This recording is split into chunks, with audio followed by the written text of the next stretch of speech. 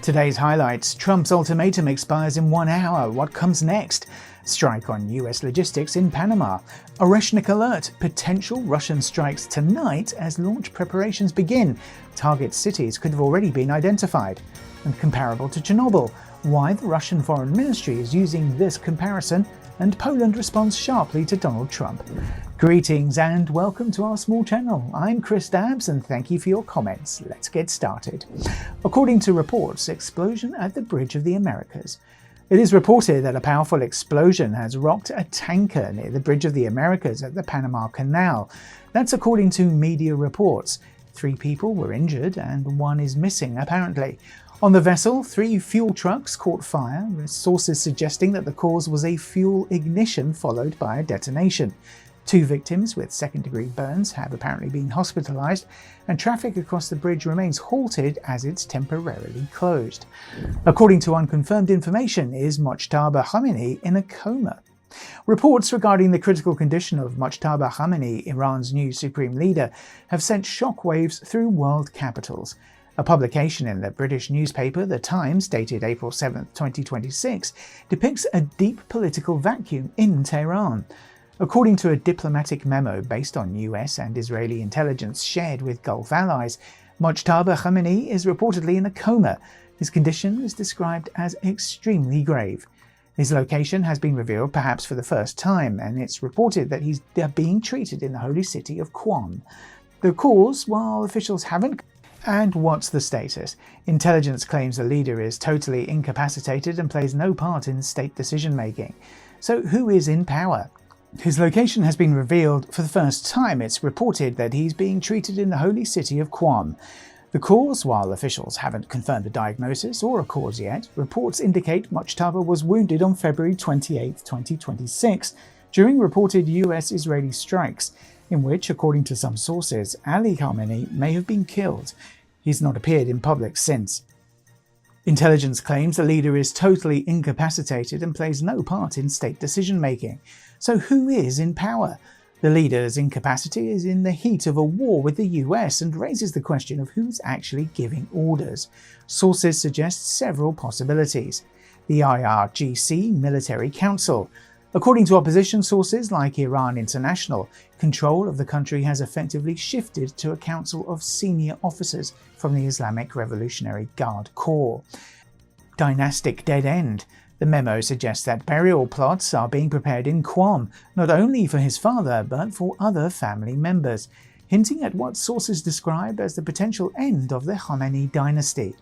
The US president commented on these rumors in his signature style while speaking at the White House. The supreme leader of Iran is either dead or badly wounded because nobody has heard from him. Who's even in charge over there? Nobody knows. Right now, they are headless. Trump reaffirmed his ultimatum. Tehran has until 8 p.m. Eastern Time today, Tuesday, April 7th, to accept the terms of the deal. Otherwise, he has threatened to destroy all of Iran's. Chronicle of today's attack and the consequences. According to the Saudi Ministry of Defense and international agencies like AFP and Reuters, it was a coordinated multi-pronged attack. The strike, it is reported that Iran deployed at least 7 ballistic missiles and swarms of kamikaze drones. While Saudi air defenses intercepted some targets, sources suggest that debris and direct hits caused a series of powerful explosions. The primary strike hit SABIC, the Saudi Basic Industries Corporation plants. Witnesses report massive columns of black smoke visible for dozens of kilometers.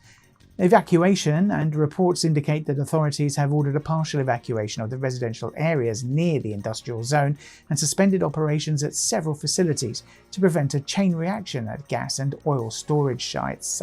Al Jubail is not just a city, it is the world's largest industrial hub. Economic data suggests its impact is immense.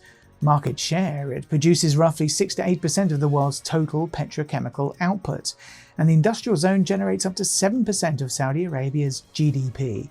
According to market analysts, the attack caused an immediate shock. Oil prices, Brent crude, surged past $141 per barrel on the physical market. Saudi Arabia has temporarily closed the King Fahd Causeway connecting the kingdom to Bahrain. Who will stop him? A new argument in the war with Iran. According to President Trump's latest speech, the US president claimed that Iranian LGBTQ individuals who allegedly are asking Washington not to stop the bombings, Trump claims their lives are in far greater danger from their own government than from American missiles. They want us to keep going because for them this is the only chance at freedom, Trump emphasized. However, it is reported that this statement has sparked a firestorm of criticism. Human rights activists point out that missile strikes do not choose victims based on orientation, and experts warn that this pinkwashing tactic only worsens the situation for local minorities. According to information from Ukrainian media, Oreshnik on standby. Ukrainian monitoring sources and media are reporting that Russia is apparently preparing a new strike using the Oreshnik intermediate-range missile system.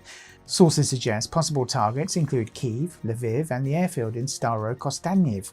While the Kremlin has not officially commented, it is noted that Vladimir Putin previously stated combat testing of the Oreshnik would continue. The Chernobyl comparison. According to a statement from the Russian Foreign Ministry, the war is nearing the threshold of a global nuclear and ecological disaster. The Bushehr nuclear power plant has reportedly faced a series of attacks. Reports indicate damage to auxiliary infrastructure and casualties among personnel.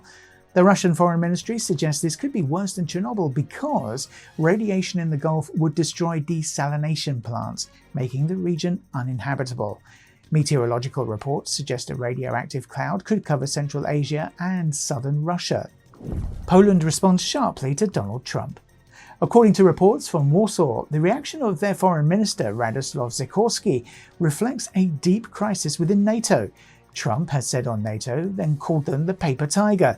On April 6th, it's reported that Trump called NATO a paper tiger and linked the rift to Denmark's refusal to send Greenland. "We want Greenland. I said bye-bye." Sikorski's response. Sikorski's phrase, "noted," went viral. Sources close to the ministry suggest Europe no longer has illusions about US reliability, with Sikorski emphasizing the need for an independent European defense. Meanwhile, Europe prepares for an energy crisis. According to El País, the European Commission fears a prolonged conflict and is considering emergency measures, including limits on heating and air conditioning, mandatory remote work incentives, and fuel rationing. Trump said, "I'm going to run for president of Venezuela." In a statement widely described as bizarre, Trump remarked, "After I'm finished with this Iran conflict, I might go to Venezuela, and I'm going to run for president there." Thank you to everyone who watched until the end. I'm signing off now for 24 hours, and I'll see you tomorrow. Bye.